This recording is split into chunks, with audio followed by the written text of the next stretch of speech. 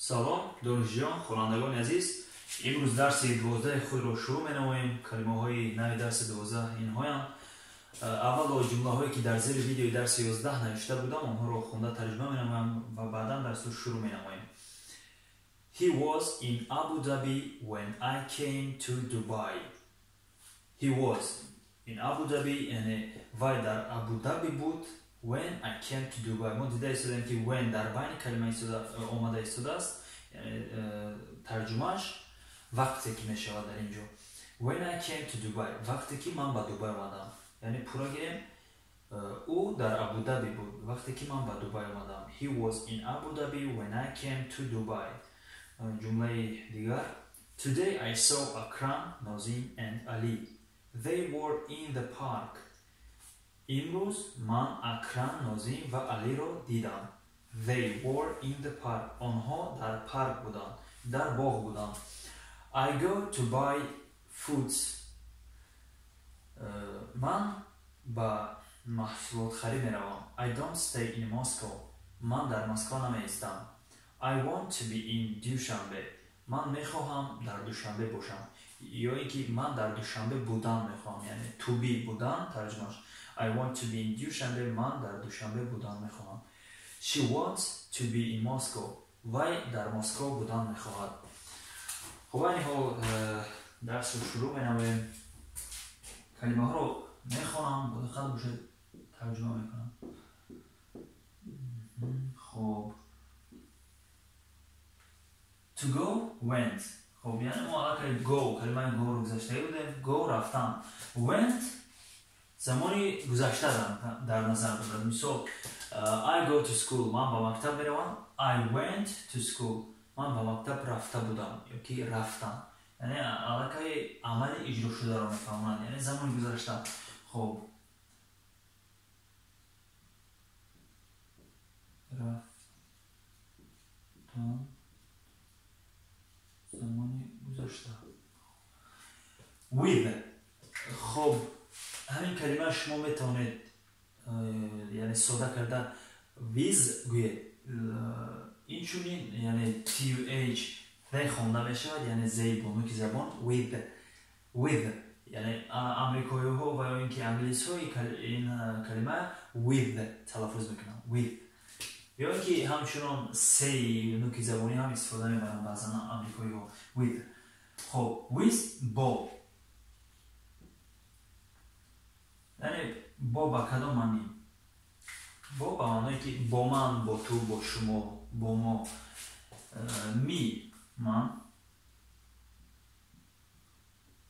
خب از ما. خب یعنی هست کلمه ای من ترجمه شد، هست کلمه می. کلمه می یعنی اگر منطقه گیریم گویا که با من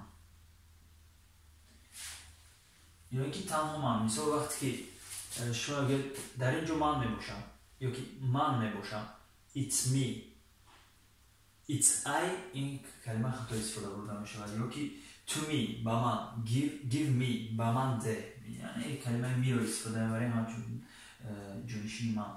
از ما، از هم این چونین با ما بعد در داخل قوس میگه. خب مثال give to us با ما ده.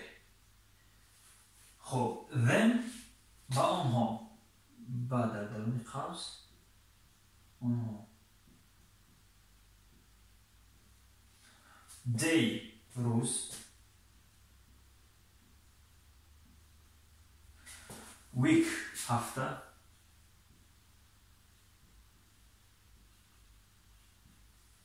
every هر. So هر روز every day، هر هفته every week. to read خواندن یا read خواندن.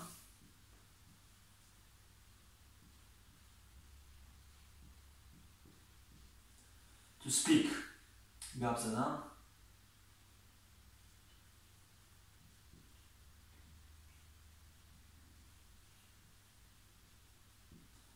months ماه، یعنی ماهی در آسمان بودنه بلکه январ اپریل ماه‌های سال. خب شروع بکنیم مثال آوردن کلمه ها رو، یعنی در کدام حالت چگونه ترجمه کنیم، چگونه استفاده می‌بریم. خب went عادی یعنی رفتن زمان گذشتهش yesterday. خب اینها خوش بکنم کلمه های نو رو نوشته گیرید. من اینها خوب میتونم در پاوزمون نوشته گیرید. خب برای دوست که ما تخته سیستم مایده میباشد. خب برای همین جا کمتر کمبود است. خب با کلمه went مثال بگیرم. مثال today I go to school.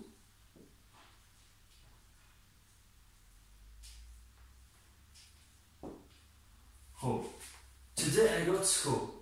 امروز من به مکتب میروم. Yesterday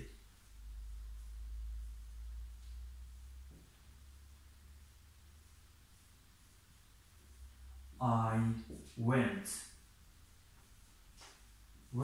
to school.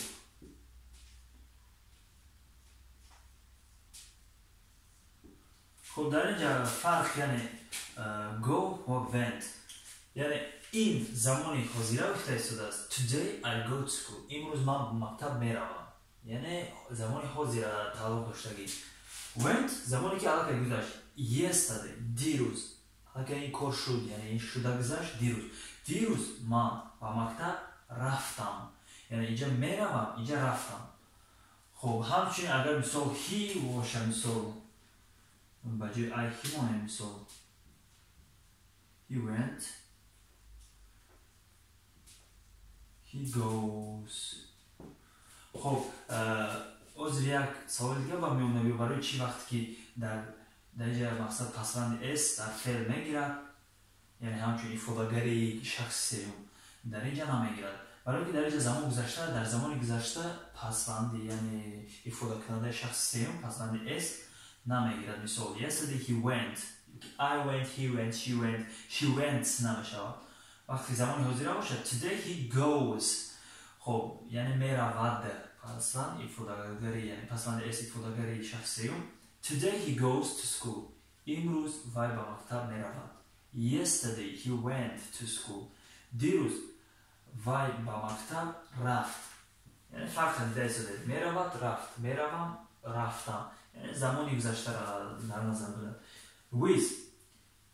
with با یعنی این حال عبارت، یعنی دو جمله، دو کلمه که برای نویسم. مثال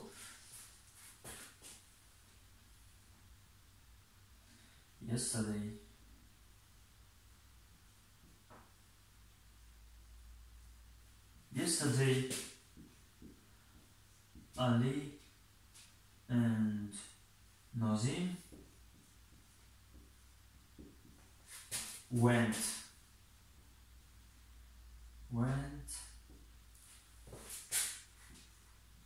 to school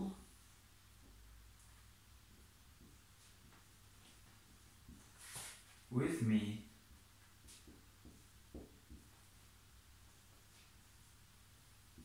خب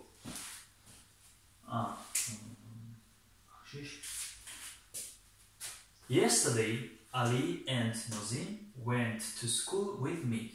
یعنی کلمه می من بود، with با with me با من میشه. مثال با اصطلاح بگیم قطعا Yesterday Ali and Nazim went to school with me. دیروز علی و نازیم با من به مکتب رفتند.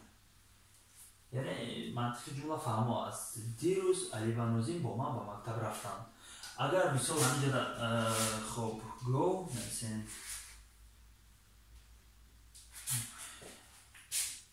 Yesterday Ali and Nazim go to school with me. خب کلمه شاید به شما علاقه معلوم باشد که خطا است، برای که yesterday علاقه این دیروز زمان گذشته است، در اینجا ما زمان حاضر استفاده بودیم.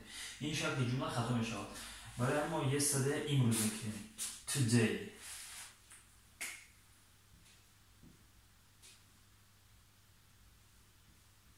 Today Ali and Nozim go to school with me. امروز علی و نازیم با من به مکتب میروند. خب در زمان حاضر و گذشته‌اش هم مثال میگیریم. with me با من.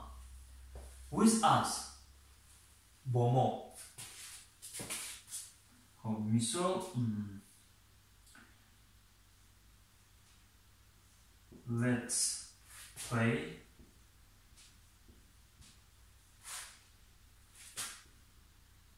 play volleyball with us.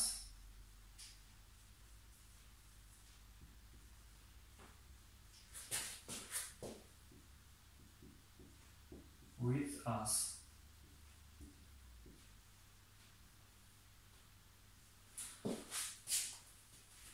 Let's play volleyball with us. With us. یعنی در اینجا کلمه with همچنان با کلمه as با ما. بیایید با ما والیبال بازی کنیم. بیایید با ما والیبال بازی کنیم. مثال وقتی شما بسیاری هستید ما میگید یعنی شرط جمع مثال یک اونجا شما مقصد با دوستان رفته است کسی میگه بیا با ما میره. Let's go with us. Let's go with us. بیا با ما میره. خب with them. them آنها یعنی همینجا اگر مثال with them کنیم.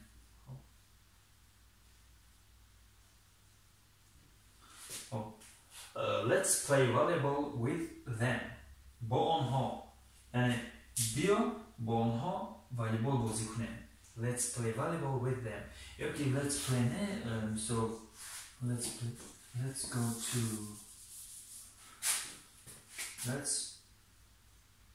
go to the shop.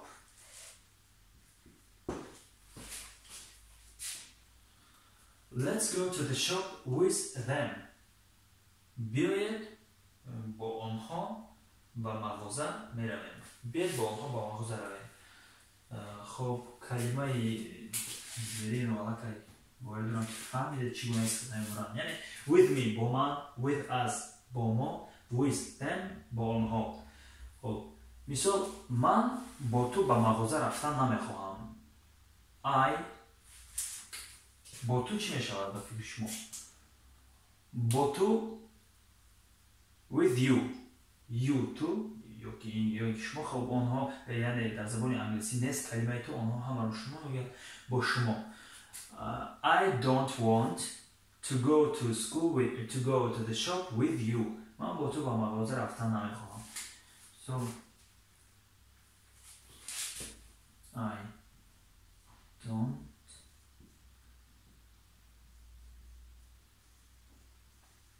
want to go to the shop with you.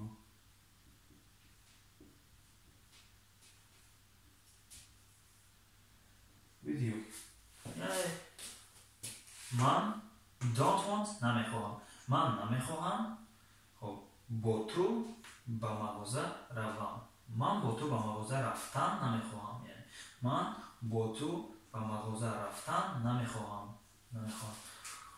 خب همچنین شما میتونید مثال I want to go with them to the shop. من میخوام با آنها به مغازه روم. خب اینها کلمه دی رو میفهمم. دی خب کلمه ساده است از یک ریشه عبارت ترجمهش هم ساده. امروز خب روز. So today امروز day روز.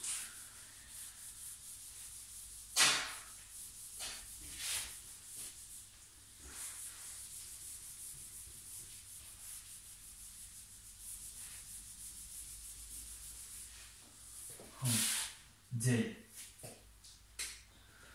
مثال چه مثال داریم؟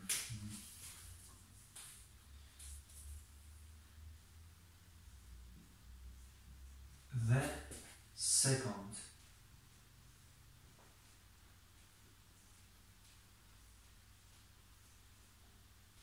The second day. خب کلمه second. کلمه second دوم. To do second دوم.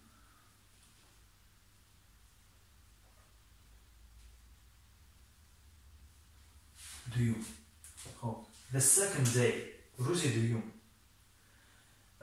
مثال روزی دومی امروز دومی ماه است. دومی ایون است. The second day of June.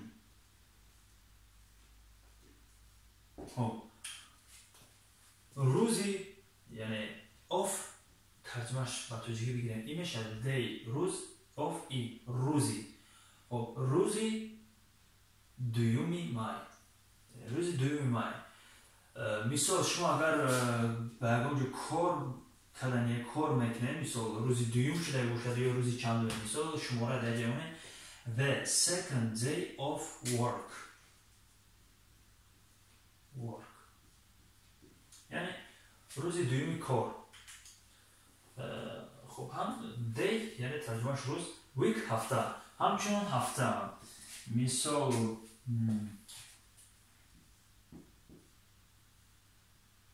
the week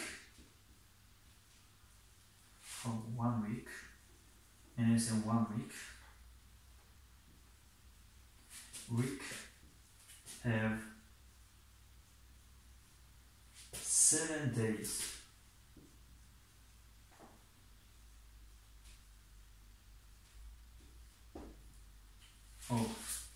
یک هفته 7 روز دارد.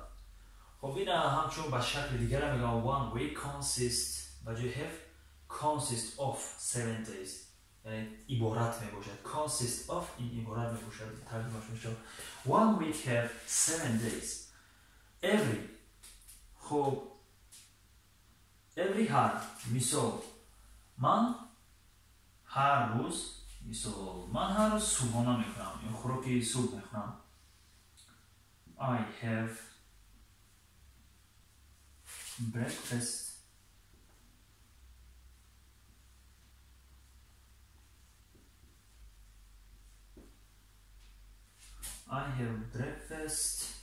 every day.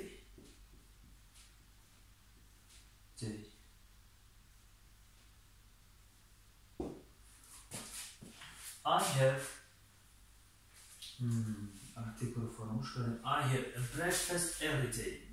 من هر روز صبحانه میکنم یعنی خوراکی صبح میخورم. یا اینکه شما میتوانید مثال ماه میشود I go to Moscow every month. Okay, I go to Tajikistan every month. من هر ماه به تاجیکستان میروم. every هر month ماه. خب همچنین شما در دیگر حالت هم کلمه every استفاده برده میتونید مثال every work have some problem. خب some یک چند problem مشکلی. every work هر کار have some problem مشکلی خود را دارد یعنی یک چند مشکلی دارد. بدتر از دیگر هم یعنی every رو استفاده برده میتونید. to read خوندن to speak گپ زدن. خب do you speak English? Do you speak English?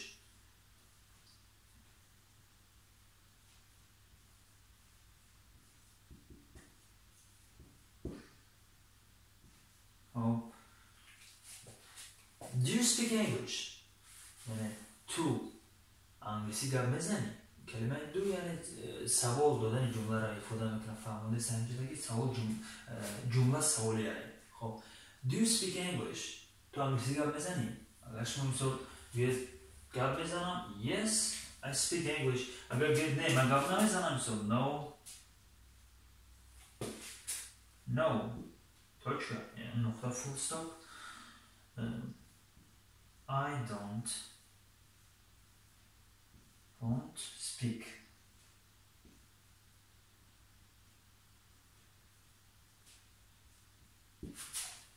But I read English. But verbo میمونه. But I read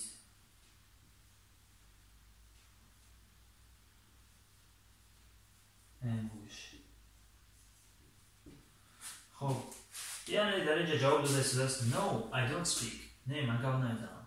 But I read English. لیکن من میخونم، یعنی خونده میتونم. بعض هست آدمایی که انگلیسی خونده میتونم ولی گپ زدن میتونم. خب توانستم can ما گذاشته بودیم نگذاشته بودیم در یاد ندارم. خب یه بار دیگه تفتیش میکنم. مثال عادتا مثال I can but I can read. در اینجا باید ما کلمه can برای اینکه جمله پرتر درسته شد. مثال I can read English. من انگلیسی رو خوانده میتوانم. یعنی can توانستم I can من نمیتوانم I cannot من نمیتوانم. So no و جای don't ما میتونیم کلمه cannot استفاده بریم. No I cannot. Cannot در اینجا ما جدا جدا نیستیم، یعنی can علاوه not علاوه. این چون شما اگر کتاب کنید و میخوید در بعضی جا یک جا مینویسه cannot. هر دوشون هم یک چیز است، یعنی نتوانستم.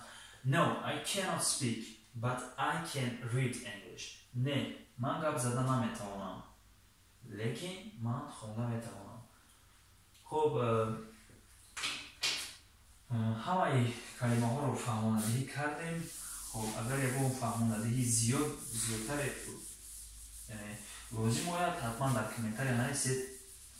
ما تا جای امکان دست دوستان فهماندهی زیادتر تشکیل بکنیم.